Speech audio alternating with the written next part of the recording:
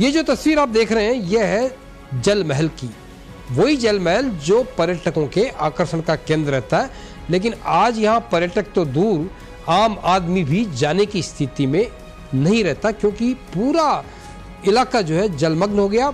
आज आपको ध्यान होगा, सुबह से तड़के से जिस तरह की बरसात हुई जयपुर में, पूरे 6 इंच बरसात हुई, और उसके बाद जलमहल और सड़कें दोनों एक दूसरे से मिलती हुई नजर आई। आप तस्वीरों में देख रहे हैं किस तरह से जलमग्न हो गया था जलमहल के आसपास का इलाका।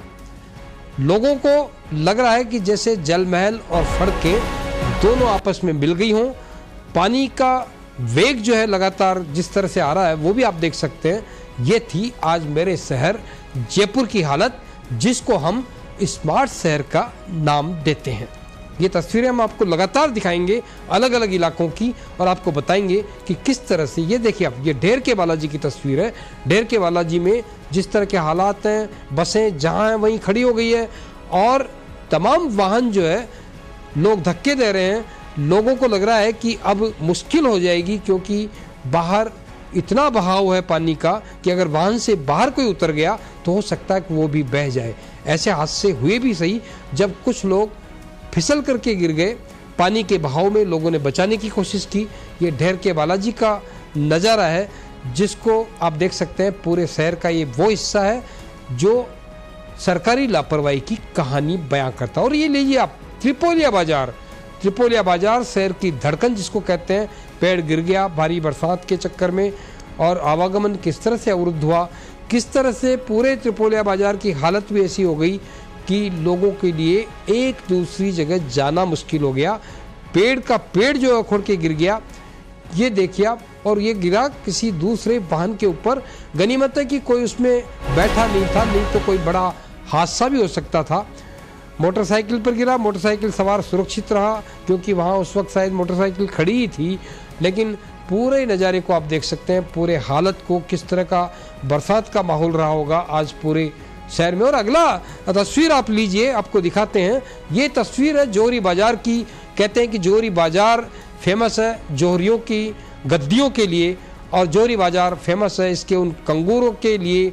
दुकानों तक में पानी चला गया। देखिए आप किस तरह से पानी बह रहा है।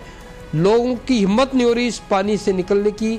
वाहन जो थोड़े बहुत लग रहा है वाहन चालकों को कि वो निकल जाएंगे आसानी से, वो कोशिश कर रहे हैं, नहीं तो लोगों के यो मान लीजिए कि जहाँ के तहाँ थम गए हैं। लोगों की हिम्मत नहीं हो रही। ये वो जोहरी बाजार है जो आम तौर पे भीड़ भाड़ से लबालब रहता है, भीड़ भाड़ से भरा हुआ रहता है। ग्राहकी यहाँ जमकर होती है, लेकिन आज दुकानें भी, कारोबार भी एक तरह से बंद। और लीजिए एक और जगह खासा कोठी, जिसके बारे में कहते हैं कि हमारे राजसी जो परंपरा है उसका एक प्रतीक है खासा कोठी इलाका।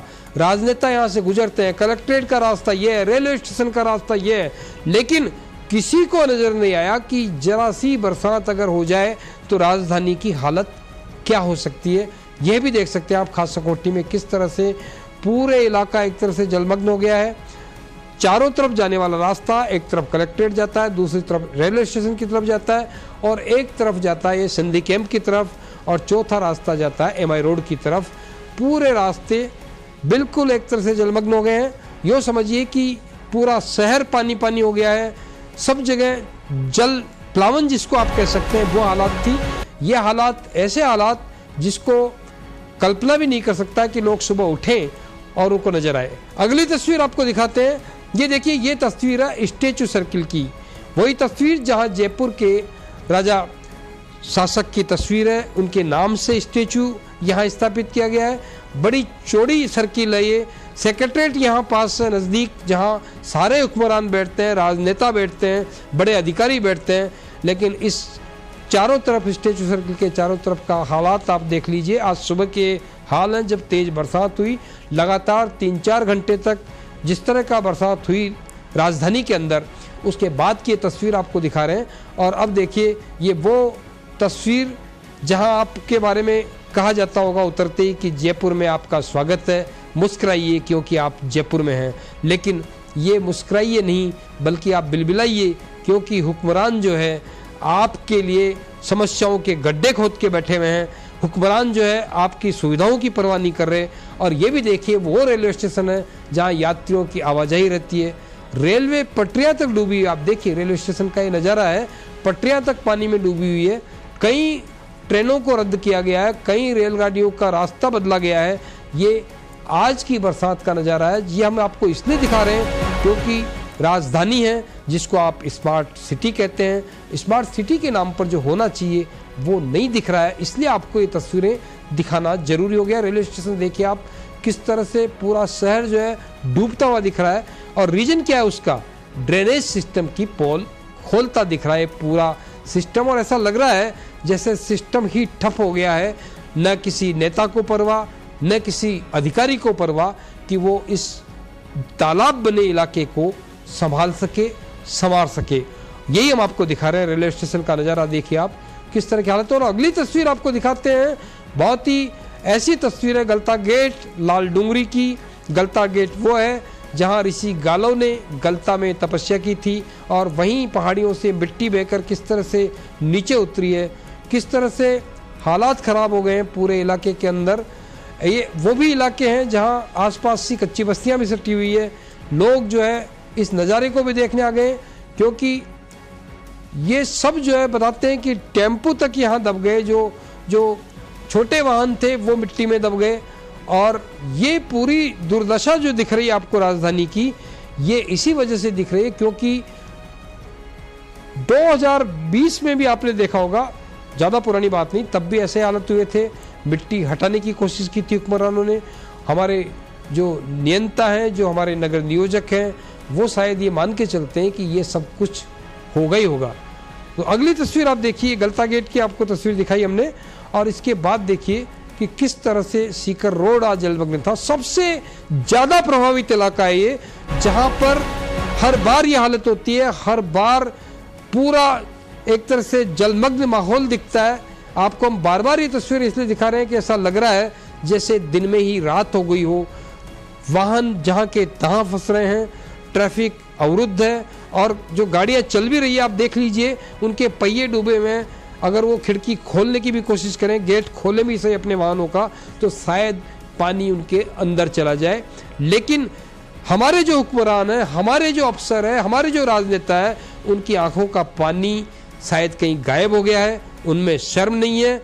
इसीलिए हर मानसून में देश की, प्रदेश की जनता और राजधानी की जनता ये सब कुछ बर्दाश्त करती है। हमने यहाँ कॉरिडोर बना दिया, लेकिन कॉरिडोर की आप हालत देख लीजिए, जगह कम पड़ गई है आने जाने के लिए। और जिस तरह से जो बात हो रही है आप देखिए किस तरह से महिलाएं वहाँ गिर गई, 2-3 महिलाएं, और उसके बाद लोगों ने बचाने की कोशिश की है। तस्वीर में आपको दिखा रहे हैं किस तरह के हालात बन गए थे। सुबह सुबह लोगों को लग रहा था जैसे पता नहीं कोई जलजला तो नहीं आ गया, कोई बहुत बड़ी बाढ़ के हालात तो नहीं बन गए, इस तरह के हालात थे।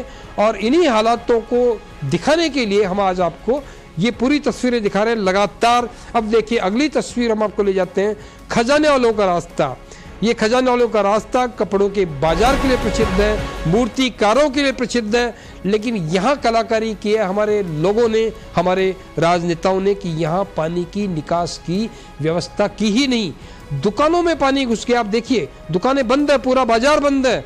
और अगर ये दुकानें खुलेंगी भी सही तो कब पता पड़ेगा व्यापारियों को कि उनके अंदर की कपड़े की दुकानें, उसमें भी पानी चला गया हो। ये तमाम चीज़ें हैं, ये हमने आपको दिखाई।